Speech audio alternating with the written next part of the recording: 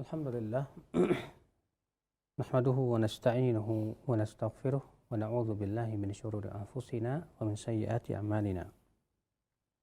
Man yahdihillahu fala mudilla lahu wa man yudlil fala hadiya lahu. Asyhadu an la ilaha illallah wahdahu la syarikalah wa asyhadu anna Muhammadan abduhu wa rasuluh wa ba'd. Ikhwata Islam, a'azakumullah wa iyyakum. Masih kita membahas muqaddimah Sahih Bukhari.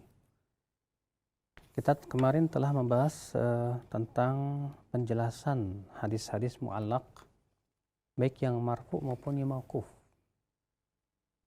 Kemudian Imam Ibnu Hajar menyebutkan satu persatu dari setiap kitab hadis-hadis mu'allaq tersebut yang tidak mungkin kita akan sebutkan satu persatu, sebab itu membutuhkan waktu yang sangat panjang sekali. Kemudian beliau di pasal yang ke-6 menyebutkan tentang mu'talif dan mukhtalif, ya, dari nama-nama para perawi. Demikian pula di pasal yang ke-7 beliau menjelaskan tentang nama-nama yang muhmal, ya, yang tidak disebutkan padanya nama ayahnya. Hanya disebutkan haddatsana Muhammad misalnya, tapi tidak ketahui Muhammad bin siapa.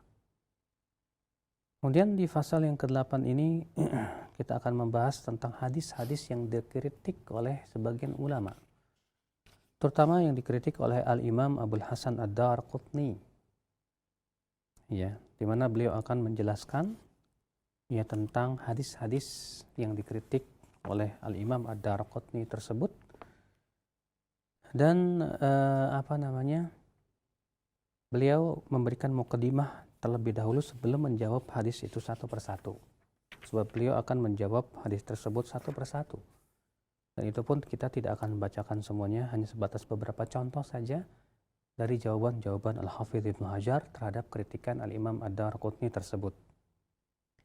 Kata beliau, fi siyaqil ahadits allati intaqadaha alaihi Hafidh asrihi Abul Hasan Ad-Darqutni wa khairuhu minan nuqat wa iraduhu hadisan ala siyaqil kitab. Yaitu penyebutan hadis-hadis yang dikritik oleh Al-Hafidh Abu Hasan Ad-Darqutni dan para ulama-ulama yang mengkritik yang lainnya. Dan akan disebutkan satu persatu hadis-hadis tersebut, juga jawaban-jawaban terhadap mereka.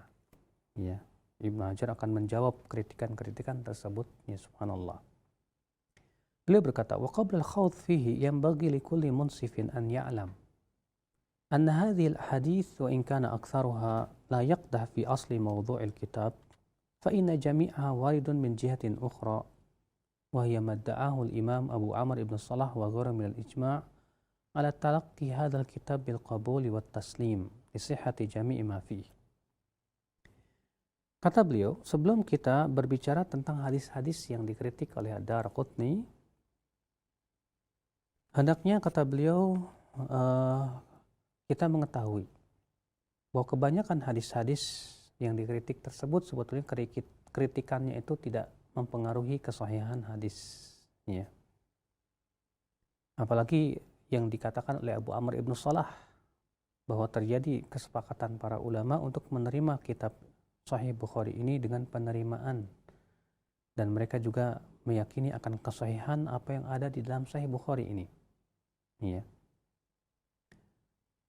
فإن هذه المواضع متنازع في صحتها فلم يحصل لها من التلقي ما حصل لمعظم الكتاب. Apalagi hadis-hadis yang dikritik tersebut bukan kesepakatan ulama untuk mendhaifkannya, ya, tapi itu menjadi sebuah perselisihan di antara mereka.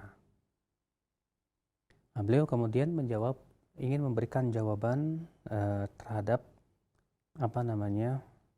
kritikan-kritikan itu secara umum terlebih dahulu. Kata beliau, wa amma min haitsu tafsil, adapun jawaban, wal jawabu anhu ala sabilil ijmal, adapun jawaban terhadap mereka yang mengkritik hadis-hadis yang ada dalam Sahih Bukhari secara global, an naqul, ya, beliau berkata, la raib fi taqdimil Bukhari thumma Muslim ala ahli asrihima wa min ba'dihi min a'immati hadzal fan. Tidak ragu lagi bahwa Imam Bukhari dan Muslim lebih dikedepankan, ya, dibandingkan ulama-ulama di zamannya di dalam masalah ilmu hadis ini. Fi ma'rifatis sahih wal mu'allal, terlebih di dalam mengenal hadis ini sahih ataukah hadis tersebut hadis yang cacat. Ya. Maka dari itu, ikhwata Islam, ya jawaban ini bersifat umum dan global, bahwa Imam Bukhari diakui akan kepiawaiannya di dalam masalah hadis. Demikian pula Imam Bukhari, Imam Muslim, dan para ulama pun juga lebih mengedepankan mereka berdua daripada ulama-ulama lain di zamannya mereka. Maka ini saja kata beliau sebagai sebuah jawaban untuk mereka. Wa amma min haitsu tafsil. Adapun secara terperinci, fal ahadits allati untuqidat alaihima tanqasimu aqsaman.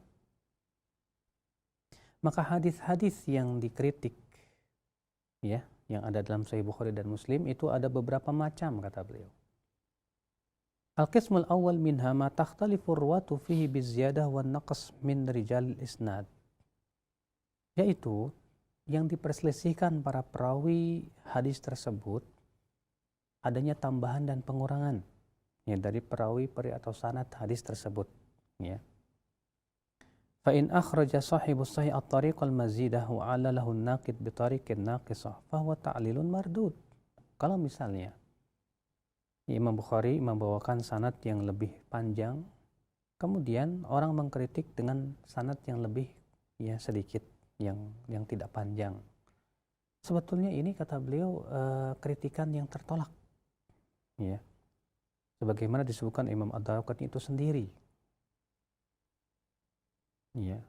Kenapa? Li'anna rawi in kana sami'ahu fa ziyadah la tadur. Kalau ternyata perawi itu mendengar langsung dari gurunya, maka ini tidak memberikan mudarat dan tidak berbahaya sama sekali. Li'annahu qad yakunu sami'ahu biwasitatin an syaikhihi thumma laqiyahu. Karena bisa jadi tadinya ia mendengar dari seseorang dari gurunya.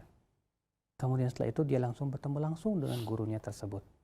Lalu ia mendengarnya langsung dari gurunya tersebut. Sehingga, ya, klaim bahwa terputus sanadnya ini tertolak. Al-qismu tsani minha, adapun yang kedua kata beliau, ya, macam yang kedua, ma takhtalifu ruwatu fi bi taghyiri rijali ba'd al-isnad. Itu para perawi berselisih dalam merubah perawi sebagian sanad. Fal jawabu anhu in amkan al-jam'u bi an yakun al-hadits inda dzalika rawi al-wajhain jami'an fa akhrajahum al-musannif wa lam yaqtasir ala ahadihima. Kata beliau, maka jawabannya selama masih mungkin untuk dikompromikan, ya, dengan mengatakan bahwa perawi tersebut meriwayatkan dari dua guru dan ia pun meriwayatkan dari dua jalan tersebut, ya. Selama itu adalah bisa dikompromikan demikian, maka pada waktu itu bukan cacat namanya. Ya. Ikhwata Islam azakumullah wa iyyakum. Dan ini kalau ternyata perawi-perawi tersebut yang berselisih ternyata juga sama dalam masalah hafalan. Demikian pula dalam jumlah. Tapi kalau ternyata tidak sama dalam hafalan dan jumlah, tentu kita mengatakan bahwa Imam Bukhari merajihkan yang beliau pandang itu yang paling kuat. Ya, Allahu a'lam. Al-qismu tsalits minha, adapun macam yang ketiga, ma tafarrada ba'dhu ruwati bi ziyadatin fihi duna man huwa akthar adadan aw adbat mimman lam yadhkur hadha. Fa hadha la yu'athir at-ta'lil bih. Ya, yaitu yang bersendirian padanya seorang perawi dalam memberikan tambahan, ya, sementara perawi-perawi yang lain tidak memberikan tambahan tersebut. Sebetulnya ini pun juga kritikan yang tidak bisa diterima, ya, dengan cara seperti itu. Kenapa? Selama tambahan tersebut tidak meniadakan isi hadis. Ya, selama tambahan tersebut tidak, alhamdulillah, selama tambahan tersebut tidak meniadakan, illa in kanat ziyadah munafiyatan, kecuali kalau memang tambahan itu meniadakan, bihaitsu yata'adzarul jam'u, sehingga pada waktu tidak mungkin bisa dikompromikan, maka pada waktu itu mungkin hal seperti itu bisa kita terima, kata beliau. Kemudian al-qismu ar-rabi' minha, macam yang keempat, kata beliau, ma tafarrada bihi ba'dhu ruwah mimman dhu'if min ar-ruwah wa laysa fi hadha as-sahih min hadha al-qabil. yaitu yang bersendirian padanya perawi, di mana perawi tersebut dianggap lemah oleh para ulama. Namun kata beliau, ya tidak ada dalam Sahih Bukhari hadis tersebut, ya sama sekali tidak ada. Al-qismul khamis minha, kemudian contoh yang kelima kata beliau, ma hukima fi bil wahm ala ba'dhi rijalihi fa minhu ma yu'athir dzalika al-wahm qadhan wa minhu ma la yu'athir, yaitu yang dihukumi oleh para perawi bahwa para ulama ya, bahwa sebagian perawinya terjadi kesalahan waham. Nah ini kata beliau ada dua macam, ada yang memang mempengaruhi kesahihan hadis, ada juga yang tidak mempengaruhi, sebagaimana nanti akan disebutkan secara terperinci lagi kata beliau. Kemudian yang keenam, makhtalafa fihi bitaghyiri ba'dhi alfadhil matan fahadha aktsaruhu la yatarattab alaihi qadhun, yaitu yang diperselisihkan dalam lafaznya dan redaksi matannya.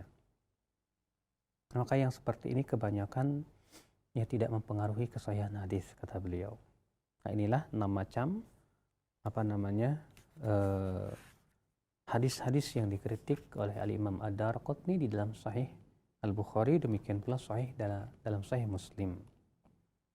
Kemudian beliau menyebutkan satu persatu hadis-hadis tersebut yang dikritik oleh Imam Ad-Darqutni. Kemudian beliau menjawab satu persatu ya daripada hadis-hadis tersebut. Kita akan bacakan sebuah contoh saja ya.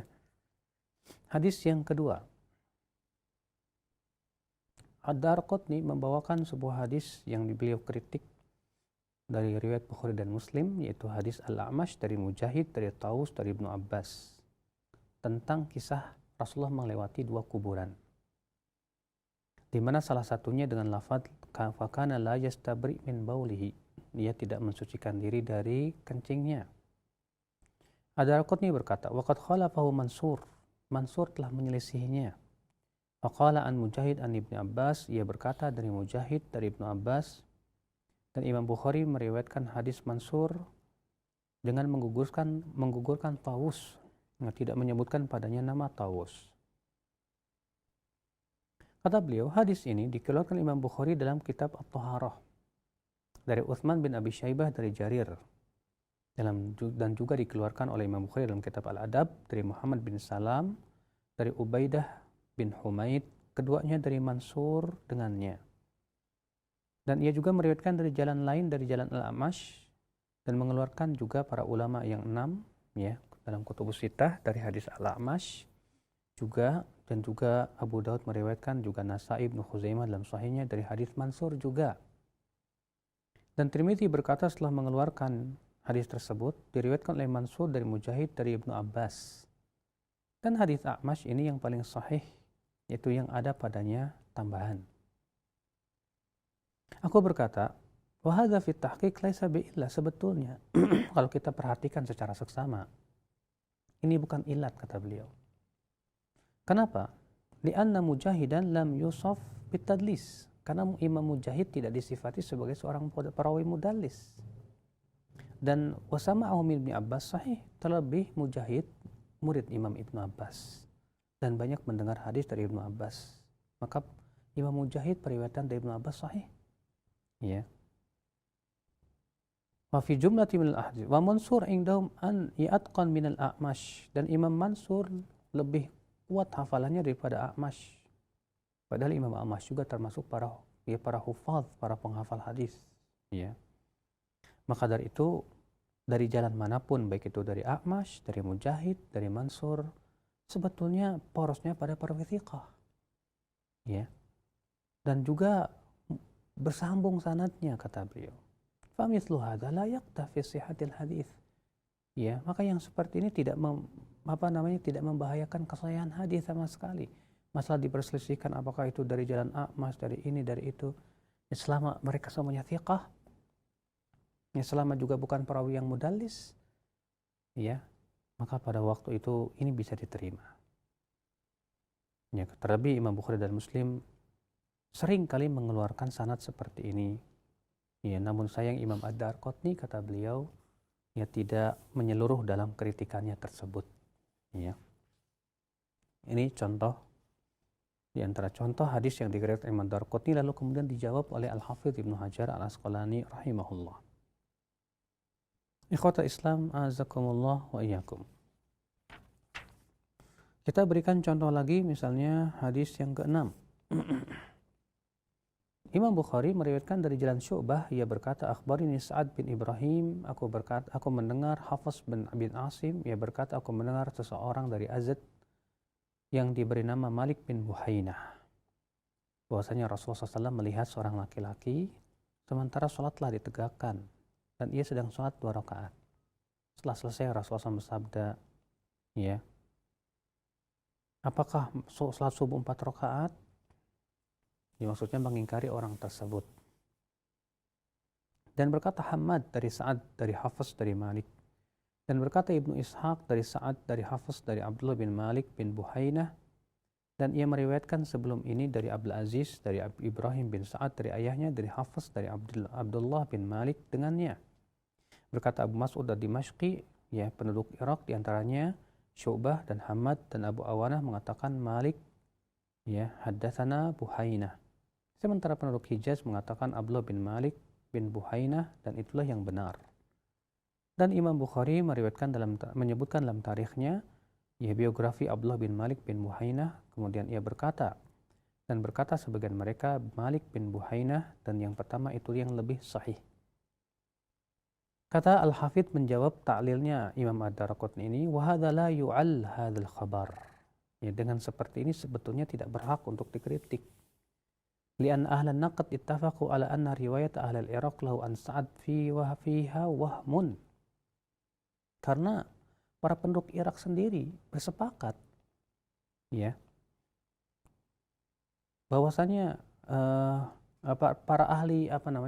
para ahli hadis sudah bersepakat bahwa periwayatan penduduk Irak, ya, dari Sa'ad ini adalah merupakan kewahaman, kesalahan. Wadh-dhahir anna dzalika min Sa'ad bin Ibrahim, dan kesalahan itu tampaknya dari Sa'ad bin Ibrahim, ya, di mana ia menyampaikan hadis di negeri Irak dan tertipu padanya Ibnu Abdul Bar dengan lahirnya hadis ini, ya, maka ia berkata Abdullah bin Buhainah, ya, padahal tidak demikian. Nah, inilah akal Islam, jawaban Imam Ad-Darqutni terhadap hadis-hadis yang dikritik, ya, dan jawaban beliau sangat kuat dan kokoh sekali, ya, kalau kita perhatikan, di mana kebanyakan hadis-hadis yang dikritik, ya, itu yang benar di pihak Imam Bukhari. Ya, hanya beberapa hadis saja yang dinyatakan oleh sebagian ulama bahwa Imam Darqutni benar padanya. Allahu a'lam, dan kita menuju tanya jawab. Naam. Baik, syukran jazakallahu khair, barakallahu fik. Demikian untuk para pendengar dan pemirsa Roja dimanapun Anda berada, pembahasan singkat yang telah disampaikan dari pembahasan mengenai Sahih Bukhari. Dan selanjutnya kami buka sesi interaktif, sesi soal jawab bagi Anda yang ingin bertanya langsung. Silakan Anda bisa menghubungi kami di layanan telepon di 0218236543 atau di layanan pesan singkat di 0813 17776543, di nomor yang lainnya di 0819896543. Baik, kesempatan pertama kami berikan di layanan telepon, silahkan. Ya, halo. Assalamualaikum. Halo, silahkan. Ya, sudah masuk, halo. Ya, rupanya tidak mendengar untuk Anda, para pendengar atau bisa. Kami berikan kesempatan sekali lagi bagi Anda yang ingin bertanya langsung. Silakan di 021 823 6543. Ya, nah, halo. Halo, assalamualaikum. Waalaikumsalam warahmatullahi wabarakatuh. Dengan siapa di mana, Pak? Dengan Imam di Sulawesi Selatan. Pak Imam. Ya. Silakan Pak Imam. Assalamualaikum Ustaz. Assalamualaikum warahmatullahi wabarakatuh. Gini Ustaz, yang saya mau ingin tanyakan, bagaimana hukumnya ketika imam ketika memimpin sholat berjamaah, dia mengganti nadanya, misalnya di sholat maghrib nadanya si A, kemudian sholat isya nadanya B, tapi dalam makhraj kemudian makhrajul huruf tidak ada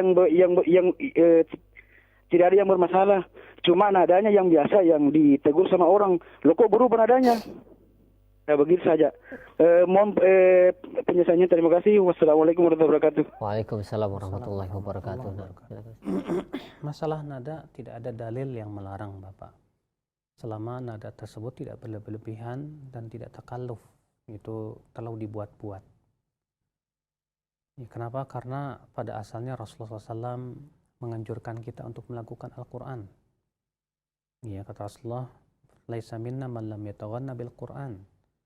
Bukan dari kami orang yang tidak yataghanna bil Quran. Sebagian ulama menafsirkan artinya mencukupkan diri dengan Al-Quran. Sebagian mengatakan melakukan Al-Quran. Dan Rasulullah juga menganjurkan umatnya untuk melakukan atau memberikan nada yang bagus ketika membaca Al-Quran. Selama nada itu nada-nada yang tidak berlebihan dan tidak takalluf, ya, terlalu dibuat-buat, maka yang seperti itu silakan saja. Ya, karena terkadang seorang imam merasa bosan dengan nada ini dan kemudian ia mengganti dengan yang lainnya. Itu tidak ada sama sekali. Saya belum mendapatkan larangan tentang masalah ini. Wallahu a'lam. Ya, baik. Jazakallahu khair. Demikian ya untuk Pak Imam yang berada di Sulawesi Selatan. Yang kedua, di belakang Pak Iman, silakan yang ingin bertanya langsung kembali di 0218236543. Ya, silakan. Halo. Halo, Assalamualaikum. Waalaikumsalam warahmatullahi wabarakatuh. Ya, Ibu Nur ya. Iya, Silakan. ya terima kasih. Assalamualaikum warahmatullahi wabarakatuh, Ustaz. Waalaikumsalam warahmatullahi wabarakatuh.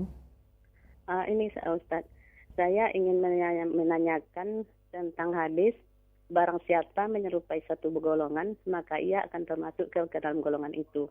Nah, sekurang-kurangnya orang yang mengingat-ingat hari kelahirannya Ustaz. Dan dia membuat tadi yang kue, awal bagaimana Bu? Barang siapa? Barang siapa menyerupai suatu golongan, maka ia termasuk golongan itu. Oh iya. Mas, dan seseorang itu dia sering menyebut-nyebut kelahirannya dan membuat kue walau tidak merayakannya. Apakah ia terkena dengan hadis ini, Ustaz? Terima kasih. Menyebut-nyebut maksudnya? Menyebut-nyebut apa Ibu maksudnya? Kurang jelas ya. Iya. Tentang hari kelahirannya itu dan membuat kue walaupun tidak merayakannya untuk mengingatnya itu. Oh ya. Terima kasih. Assalamualaikum. Waalaikumsalam warahmatullahi wabarakatuh. Assalamualaikum warahmatullahi wabarakatuh. Tentunya ya kita tidak diperkenankan untuk menyerupai suatu kaum, ya. Walaupun misalnya saya tidak merayakan kok, cuma bikin aja kue. Kalau sebatas bikin kue tidak ada, bukan karena berketepatan dengan hari pelayaannya, ya silakan saja. Tapi kalau dia bikin kue khusus untuk karena hari kelahirannya, ini dikhawatirkan akan masuk ke dalam hadis tadi, man tasyabbaha biqaumin fahuwa minhum. Iya, maka kalau kita mau bikin kue ya silakan saja, di hari kapanpun, di hari manapun silakan. Selama tidak ada niat dalam hati untuk sesuatu yang kita nilai itu ibadah misalnya, padahal tidak disyariatkan. Atau terkadang jatuh kepada sikap tasyabuh dengan orang-orang yang non-muslim misalnya, maka yang seperti ini tidak diperkenankan. Allah a'lam. Ya, baik ya. Demikian ya untuk Ibu Nur yang berada di Tiris. Yang ketiga kami masih terima. Silakan di 0218236543 bagi Anda yang bertanya langsung. Ya, halo. Halo, Assalamualaikum. Waalaikumsalam warahmatullahi wabarakatuh. Dengan siapa di mana? Dari Firliana di Situbondo. Iya, silakan. Ustaz, Iya, silakan. Ana pernah mendengar ceramah seperti ini. Ya, dikecilkan terlebih dahulu volume TV-nya, Ibu Siliana. Iya. Ada orang tua masuk surga karena anak dan ada orang tua tuh masuk ke neraka karena anak. Apakah ini ada hadisnya, Ustaz? Mohon penjelasan. Syukron. Iya. Assalamualaikum Waalaikumsalam warahmatullahi wabarakatuh. Secara umum atau secara khusus hadis tersebut saya belum menemukannya, Ibu ya. Tapi secara umum bisa saja ada orang tua yang masuk surga karena anaknya. Kenapa? Karena selama ini dia mendidik anaknya, Kalau anaknya pun kemudian menjadi anak yang soleh, ya maka dia pun dimasukkan surga. Ya, demikian pula wanita yang meninggal dalam keadaan nifas, maka kata Rasulullah, anaknya kelak pada hari kiamat akan menarik tali pusat ibunya sampai dimasukkan ke dalam surga. Ada juga bisa jadi orang tua masuk neraka karena anak. Kenapa? Akibat perbuatan orang tua itu sendiri. Misalnya si orang tua ya mendidik anak dengan pendidikan yang tidak benar, ya sehingga si anak mengamalkan perbuatan yang tidak benar itu sampai besarnya, maka itu dosanya pun akan didapatkan oleh orang tua karena hasil daripada ya dia memberikan contoh yang tidak benar. Makanya kata Rasulullah, man sanna fil Islam sunnatan sayyi'ah, siapa yang memulai dalam Islam sebuah tata cara yang buruk, fa alaihi wizruha, dia mendapatkan dosanya, wa wizru man amila biha, dan dosa yang mengamalkannya, min ghairi an yunqasa min auzarim syai'a, ya tanpa dikurangi daripada dosa mereka sedikit pun juga. Ya maka kembali lagi kepada si orang tua tersebut, ya dia selama anaknya tersebut dididik dengan apa, dengan kebaikan atau keburukan. Kalau dia didik dengan keburukan, maka setelah anak itu besar dan mengamalkan keburukan itu, tetap orang tuanya akan dapat dosa tersebut. Wallahu a'lam. Iya, baik, jazakallahu khair. Demikian untuk Ibu Sirliana yang berada di situ Bondo. Dan selanjutnya kami akan angkat terlebih dahulu pertanyaan di layanan pesan singkat. Iya, ada pertanyaan dari Abu Jani yang berada di Surabaya. Assalamualaikum warahmatullahi wabarakatuh. Ya Ustaz, yang dianggap sahabat dan boleh diambil pendapatnya itu siapa saja? Apa saja batasannya? Saya pernah membaca bahwa banyak juga di antara para di zaman Rasulullah itu ada orang-orang munafik. Apa itu juga disebut sebagai sahabat? Saya pernah membaca artikel yang menyebutkan bahwa tidak semua sahabat adalah mujtahid. Apa itu benar? Iya, sahabat ya adalah orang yang melihat Rasulullah atau bertemu dengan Rasulullah dalam keadaan beriman kepada Rasulullah dan wafat di atas keimanan. Maka keluar darinya orang yang tidak bertemu Rasulullah atau bertemu Rasulullah tapi dalam keadaan tidak beriman, atau orang yang mati di atas kekafiran. Orang-orang munafik ya karena mereka mati di atas kekafiran, ya kemunafikan tidak disebut sahabat. Dan para ulama memberikan batasan seseorang disebut sahabat itu apabila kurang dari tahun 110 Hijriah. Berdasarkan hadis bahwa Rasulullah SAW bersabda di tahun ke-10 Hijriah, ma min nafsin manfusatin al-yaum, tidak ada satupun jiwa yang masih hidup di hari ini kecuali akan meninggal dunia setelah lewat 100 tahun. Sehingga batasan sahabat itu terakhir pada tahun 110. Kemudian derajat keilmuan para sahabat pun juga bertingkat-tingkat. Di antara mereka ada yang merupakan ulama sahabat, para mujtahidinnya, ya seperti Abu Bakar, Umar, Uthman, Ali, Abdullah bin Mas'ud, Abdullah bin Abbas, ya, Mu'adz bin Jabal, dan banyak lain. Ya, jadi para sahabat itu juga dalam masalah keilmuan bertingkat-tingkat, ya. Dan mereka mengambil hadis dari Rasulullah pun juga bertingkat-tingkat. Ada yang hanya mengambil hadis dari Rasulullah SAW hanya satu hadis saja karena pertemuannya pendek sekali. Ya, ada yang memang menemani Rasulullah SAW panjang seperti Abu Bakar dan Umar. Ya. Nah ini tentu betul kalau dikatakan bahwa tidak setiap sahabat mujtahid, betul. Ya. Maka dari itulah para ulama pun juga hanya menukil kepada kita, ya kebanyakan fatwa-fatwa itu adalah dari para sahabat mujtahidin, ya seperti Abu Bakar, Umar, Uthman, Ali, Ibnu Mas'ud, Ibnu Abbas, Abu Sa'id al-Khudri, Mu'adz bin Jabal, ya Abdullah bin Amr, dan ulama para sahabat-sahabat yang merupakan ulama dan mereka sangat banyak meriwayatkan hadis. Anas bin Malik, Aisyah radhiyallahu anha, Ummu Salamah, ya mereka adalah para sahabat yang dianugerahkan oleh Allah kedalaman ilmu, keluasan pemahaman, ya, dan mereka berfatwa. Allahu a'lam. Nah. Ya baik, demikian ya untuk Abu Jani yang berada di Surabaya. Dan selanjutnya Yang kedua Ustaz, ada pertanyaan ya dari Abdullah yang berada di Jakarta. Ya Ustaz, apakah 4 hadis yang dikritik oleh para ulama tersebut merupakan hadis yang menghasilkan hukum? Dan jika memang menghasilkan hukum, apakah boleh diamalkan Ustaz? Ketahuilah bahwa 4 hadis tersebut sebetulnya bukan dari sisi asal sanadnya, asal hadisnya, tapi sebagian lafaz-lafaz saja. Mungkin insya Allah kalau kita masih kesempat pada pertemuan yang akan datang, kita akan sebutkan 4 hadis tersebut ya, yang dikritik oleh para ulama, insya Allah ya. Allah. Ya, jazakallahu khair. Baik, untuk selanjutnya ini ada beberapa pertanyaan senada mengenai hadis lemah yang terus-menerus diamalkan Ustaz. Nah, apakah hadis yang lemah yang terus-menerus diamalkan itu dapat terangkat derajatnya menjadi sahih? Ya, pertama, hadis sahih yang diamalkan oleh sebagian ulama tanpa sebagian yang lain, ini bukan hujjah. Amalan sebagian ulama bukan dalil. Tapi kalau hadis lemah tersebut diamalkan oleh seluruh ulama dengan ijma dan kesepakatan mereka, maka ini yang hujjah. Tapi yang menjadi sandaran kita ijma'nya, bukan hadis lemahnya. Sebuah contoh misalnya hadis yang disebutkan dalam hadis Nabi SAW, al-ma'u tahurun la yunajjisu syai'.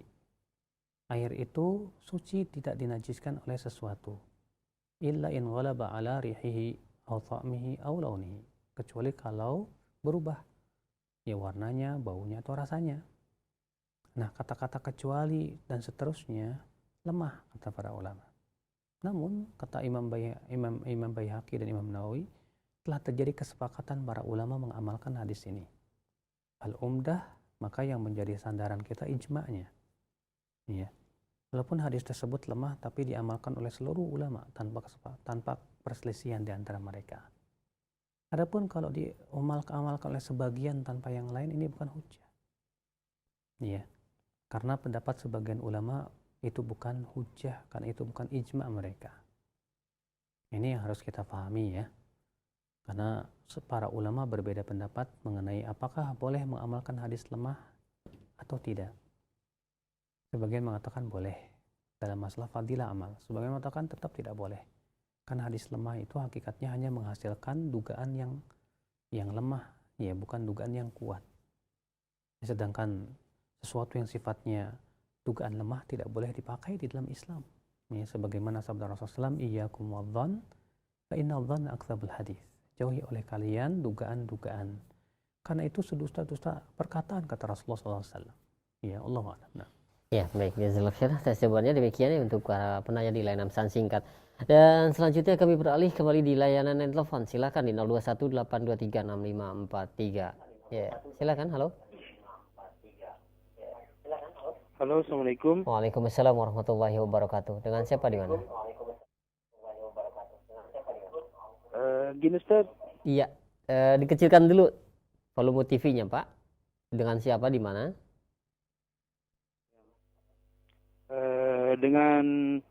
Dengan Imam lagi di Sulsel.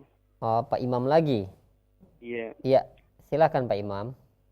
Gini Ustaz, kan kemarin kan sudah 14 malam yang telah berlalu ini. Iya.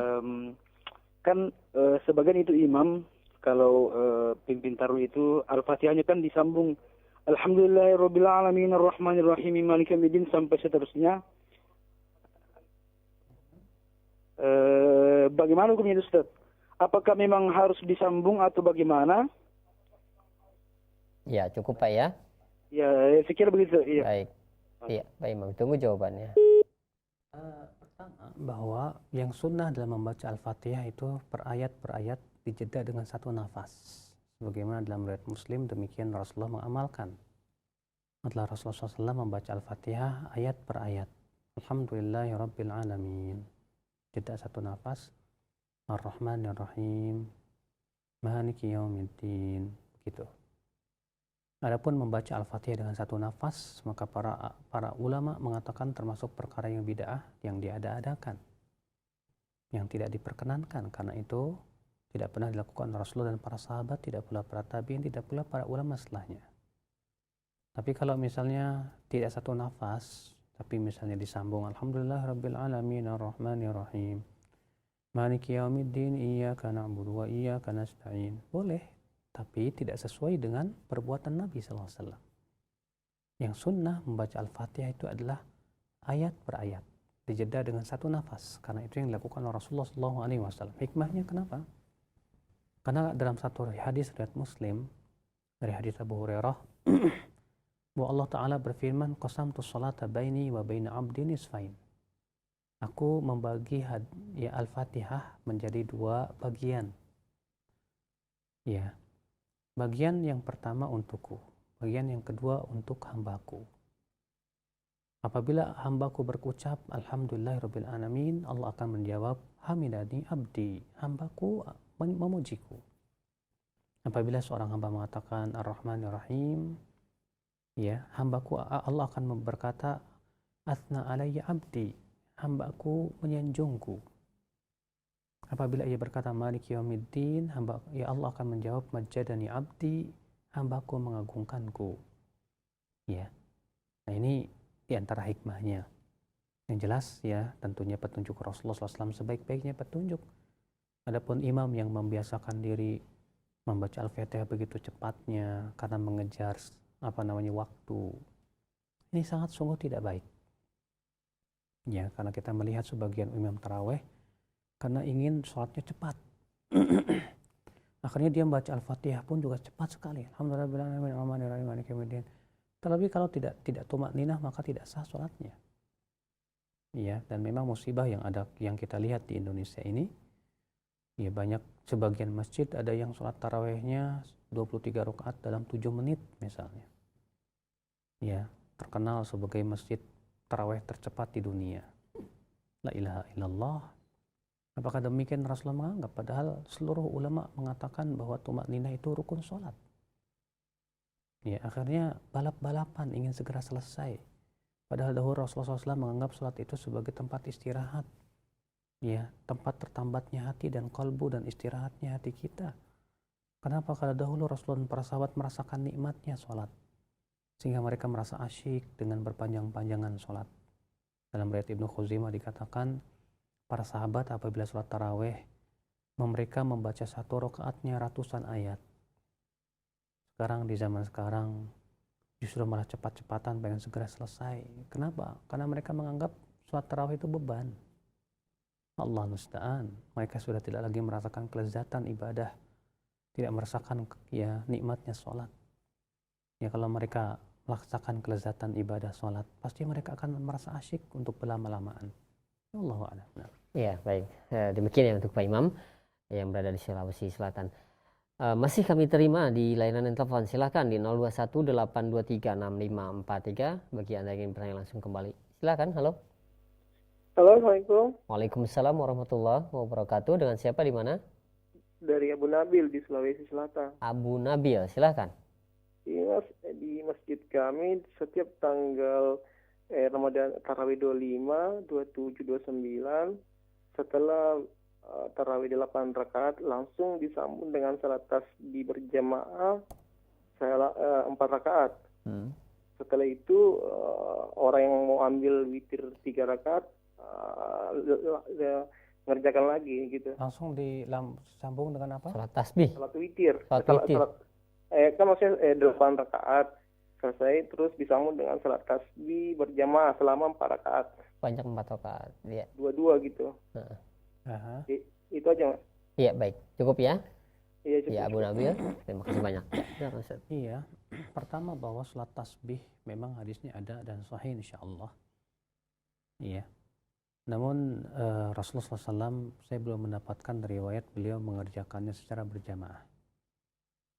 Dan Syekhul Islam mengatakan bahwa setiap sholat yang tidak disyariatkan padanya berjamaah boleh memang sekali-kali melakukan secara berjamaah. Iya, boleh, tapi ingat jangan terlalu sering dan sekali-kali saja. Adapun sholat tarawih yang langsung disambung dengan sholat tasbih, ya boleh-boleh saja silahkan. Tapi jangan diseringkan sehingga menganggap bahwa itu bagian dari tarawih. Iya.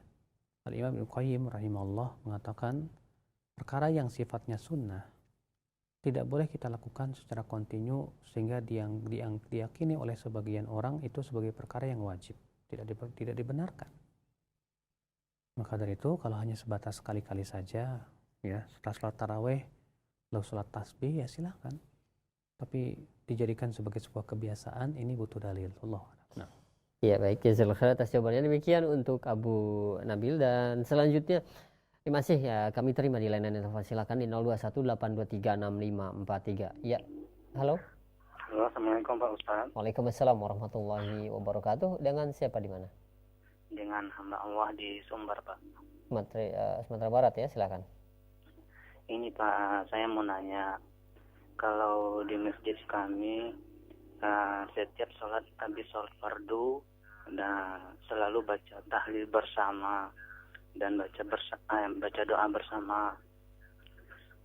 Jadi itu kan bukan yang dicontohkan Rasulullah. Terus kalau habis sholat tarawih pun seperti itu Pak. Pertanyaannya? Jadi bagaimana saya harus menanggapinya Pak? Apakah harus saya tinggali atau saya ikuti Pak? Gitu. Iya. Soalnya dari dulu sampai sekarang seperti itu Pak. Iya. Baik, Memang cukup ya. kenyataannya demikian Bapak. Bapak cukup berzikir sendiri sesuai dengan yang dicontohkan oleh Rasulullah, selesai. Ya, tidak perlu kita mengikuti ritual-ritual atau cara-cara yang tidak dicontohkan oleh Rasulullah. Kewajiban Bapak adalah ya sudah, Bapak zikir sendiri saja, tetap di situ setelah selesai sholat ya. Adapun mereka kemudian melakukan hal itu secara beramai-ramai bersama-sama, yang memang kalau kita secara dalil kita belum menemukannya, maka kita amalkan yang kita yakini dan kita tahu bahwa itu tidak ada yang seperti ini yang sesuai dengan dalil. Lalu kita amalkan. Setelah itu ya kita melakukan sholat sunnah atau kita segera pergi untuk sholat sunnah di rumah, karena itu yang lebih utama. Allahu a'lam. Iya, baik. Ya, demikian untuk penanya yang berada di Sumatera Barat, dan selanjutnya kami akan angkat terlebih dahulu pertanyaan-pertanyaan yang sudah masuk melalui pesan singkat kembali. Ya, ada pertanyaan Ustaz dari Ali yang berada di Jakarta. Ya, Ustaz, saya ingin bertanya mengenai derajat hadis yang mengenai jihad melawan hawa nafsu. Karena saya dapati hadis ini tidak sahih. Bagaimana penjelasan Ustaz? Ada yang sahih, ada yang tidak sahih. Inilah kesalahan sebagian orang ketika mendapati atas satu hadis yang berhubungan dengan sesuatu, lalu ia menghukumi secara keseluruhan. Ya, bahwa berarti hadis tersebut lemah secara keseluruhan. Dia mendapatkan hadis tentang jihad melawan nafsu lemah, berarti akhirnya semuanya dilemahkan. Pokoknya semua hadis yang berhubungan dengan jihad melawan nafsu lemah, kan aneh. Nah, ini tak dan sangat tidak layak. Ya, yang dilemahkan yang mana? Yaitu hadis bahwa Rasulullah SAW pulang dari sebuah peperangan. Kemudian beliau bersabda, roja'na minal jihadil al-asghar ila jihadil akbar. Kita pulang dari jihad yang kecil menuju jihad yang besar, yaitu melawan hawa nafsu. Hadis ini dinyatakan oleh para ulama mungkar. Tapi ada hadis yang tentang jihad melawan hawa nafsu, ada. Hadis tersebut sahih, diantaranya riwayat Ibnu Najjar. Beliau bersabda, afdhalul jihad ya jihadun nafs. Jihad yang paling utama jihad melawan hawa nafsu. Dalam riwayat yang lain Rasulullah sabda, al-mujahid man jahada nafsahu li ta'atillah. Ya, orang yang berjihad itu hakikatnya adalah orang yang menjihadi dirinya untuk menaati Allah. Ya, maka hadis ini sahih. Dan Imam Ibnu Qayyim rahimahullah juga ketika menyebutkan dan menjelaskan tentang masalah ini, beliau mengatakan, fajihadul ilmi wal hujjah ya muqaddamun alal jihad bisayfi wassinan. Jihad dengan ilmu dan keterangan itu lebih dikedepankan daripada jihad dengan pedang dan panah. Kenapa demikian? Karena memang secara kenyataan demikian Allah memerintahkan kepada Rasulnya. Jihad yang pertama kali dilakukan oleh Rasulullah jihad apa? Jihad ilmu. Ya, ketika di kota Mekah Allah belum mensyariatkan jihad pedang. Allah berfirman, Allah turunkan sebuah ayat ketika Rasulullah masih di Mekah, ya, perintah untuk berjihad dengan Al-Quran. Allah berfirman, fala tuti'il kafirina wajahidhum jihadan kabira. Jangan kamu menaati orang-orang kafir itu, tapi jihadi mereka dengan jihad yang besar. Maksudnya apa? Jihad dengan ilmu, dengan Al-Quran. Dan Allah mensifati itu sebagai jihad yang besar. Ya. Lalu kemudian setelah hijrah ke kota Madinah dan telah memiliki daulah yang kuat dan pasukan yang kuat, lalu Allah syariatkan jihad dengan pedang dan panah. Nah inilah ya. Maka dari itu memang ternyata secara kenyataan Rasulullah ya diperintahkan terlebih dahulu untuk jihad dengan ilmu, dan lalu setelah punya kemampuan baru. Kalau tidak punya kemampuan tidak boleh. Kenapa? Karena itu akan terkadang menimbulkan mudarat yang lebih besar. Iya. Makanya jihad dengan pedang dan panah pun juga ada batasan-batasannya, ada syarat-syaratnya, tak sembarangan. Tidak seperti yang kita lihat di zaman sekarang yang begitu sangat brutal. Iya. Tidak melihat batasan-batasan para ulama. Hanya sebut jihad saja, padahal itu bukan jihad misalnya. Makanya dalam masalah jihad ini, ya kita harus bertanya kepada para ulama, apakah memang itu jihad atau bukan. Tidak sembarangan dan tidak boleh sembarangan atau serampangan kita mengatakan ini jihad, kecuali dengan dalil dari syar'i dan fatwa para ulama ul-kibar tentunya dalam masalah ini. Ya. Nah ini, wallahu a'lam. Nah. Iya baik, jazakallahu khairan atas jawabannya. Demikian ya untuk penanya, dan selanjutnya kami akan angkat masih di layanan pesan singkat.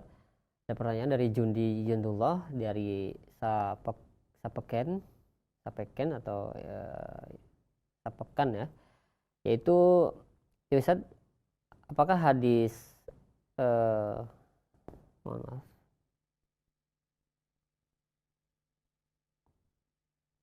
ya menghilang ya. Bentar Ustaz. Ya, mengenai hadis yang berada di yang diriwayatkan oleh Imam Bukhari, mengapa seperti di Adabul Mufrad itu tidak dimasukkan ke Sahih Bukharinya, hadis-hadis yang sahihnya? Para ulama di dalam menulis buku tentu ada metodenya dan ada syaratnya. Ya. Imam Bukhari menulis kitab pun juga tidak disyaratkan harus sahih semua. Ya. Misalnya dalam kitab Al-Adabul Mufrad, beliau tidak mensyaratkan harus sahih. Dalam kitab Tarikhul Kabir juga tidak mensyaratkan harus sahih. Dalam kitab Juz'ul Qiraah, Waraf al-Yadain juga tidak mensyaratkan harus sahih semua. Ya, tapi dalam Sahih Bukhari beliau mensyaratkan harus sahih semua. Nah, kenapa? Karena beliau menamai bukunya sebagai sahih. Berarti ya beliau mensyaratkan harus sahih semuanya. Berarti hadis-hadis yang dimasukkan dalam Sahih Bukhari seakan-akan Imam Bukhari mengatakan ini sahih menurut saya. Ya. Maka kalau dikatakan kenapa Al-Adabul Mufrad tidak masuk, tidak. Karena Imam Bukhari metode dalam penulisan dengan Sahih Bukhari berbeda dengan Al-Adabul Mufrad. Makanya kesalahan yang jelas ketika ada orang menemukan hadis dalam kitab Al-Adabul Mufrad, lalu ia secara mutlak mengatakan riwayat Bukhari, HR Bukhari. Ini sebuah kesalahan kata para ulama. Dia wajib menjelaskan HR Bukhari di buku apa? Ya, dalam kitab Al-Adabul Mufrad. Kalau ternyata HR Bukhari saja, biasanya itu maksudnya dalam Sahih Bukhari. Adapun dalam selain Sahih Bukhari wajib dijelaskan dalam kitab apa. Sebab dalam selain Sahih Bukhari, Imam Bukhari tidak mensyaratkan harus sahih. Allahu a'lam. Nah. Baik. Ya, jazakallahu khairan atas jawabannya. Demikian. Ya, tadi pertanyaan dari Jundi Jundullah Askarul Haq dari Sapekan, yaitu bertanya mengenai hadis idza qama ahadakum minal laili falyatatih salatahu bi raqataini kafifaini. Berkata Syekh Albani bahwa hadis tersebut dhaif, sedangkan hadis tersebut ada di dalam Sahih Bukhari dan Sahih Muslim, dan juga Imam Ahmad, diriwayatkan oleh Imam Ahmad. Apakah benar Ustaz? Iya. Yang didhaifkan itu yang berupa lafaz berupa ucapan Nabi. Adapun yang sahih itu berupa perbuatan. Ya. Apa bedanya lafaz dengan ucapan dengan perbuatan, apa bedanya? Sebab kalau itu ucapan, apabila salah seorang dari kalian sholat malam, hendaklah ia membukanya dengan 2 rakaat yang ringan. Ini perintah, sedangkan perintah pada asalnya wajib. Tapi kalau itu adalah perbuatan, maka itu pada asalnya sunnah. Ya, makanya yang dianggap lemah itu yang ucapan, adapun yang disahihkan itu yang dari perbuatan. Iya, Allahu a'lam. Nah. Iya, baik. Jazakallahu khair. Baik, untuk selanjutnya kami berikan kesempatan kembali untuk Anda para pendengar ataupun pemirsa yang ingin bertanya langsung kembali, silakan di 0218236543. Ya, halo. Silakan. Assalamualaikum. Ya, terputus. Kami berikan kesempatan sekali lagi untuk Anda para pendengar ataupun pemirsa. Tersisa beberapa menit di 0218236543. Ya, halo. Silakan. Assalamualaikum. Waalaikumsalam. Iya, dengan siapa di mana, Pak? Dengan Ibrahim. Kurang jelas, Pak, suaranya. Terputus-putus, Pak, suaranya. Dengan Bapak Ibrahim. Bapak Ibrahim di mana? Di Bangka Belitung. Bangka Belitung. Silakan Pak Ibrahim. Ini gimana ini Pak Ustadz mau nanya? Ya. Kalau kita keundangan orang yang meninggal, selamatan ini, apakah boleh kita mendatanginya? Apa teh? Orang meninggal, terus ada acara, terus Tahlilan. kita mendatanginya gitu. Nah, Iya. Jadi saja Pak ya. ya. Iya, baik. Ya, Cukup ya Assalamualaikum. Pak Ibrahim. Waalaikumsalam warahmatullahi wabarakatuh. Kalau kita ada orang meninggal dunia, maka kita dianjurkan untuk takziah. Takziah itu mendatanginya untuk menghibur mereka dan memberikan bantuan kepada mereka. Adapun kemudian kita sengaja di situ kumpul-kumpul dan makan-makan, maka ini perkara yang diingkari oleh banyak ulama, ya, dari semenjak zaman sahabat sampai zaman-zaman berikutnya. Dari Jarir bin Abdullah berkata, kunna na'uddu al-ijtima' 'inda ahli al-mayit wa ta'am fihi minan niyaha. Ya, kami dahulu menganggap berkumpul-kumpul di keluarga kematian dan makan-makan di sana termasuk meratap. Imam Syafi'i juga mengharamkannya dan seluruh mazhab mengharamkannya. Ya, hal perkara seperti ini tidak diperkenankan berdasarkan ijma' para ulama. Maka kalau kita datang sebatas untuk takziah saja, takziah itu artinya memberikan hiburan kepada orang yang kematian dan memberikan bantuan dan mengucapkan kata-kata yang baik kepada mereka supaya mereka bersabar, ya, supaya mereka ridho dengan ketentuan Allah.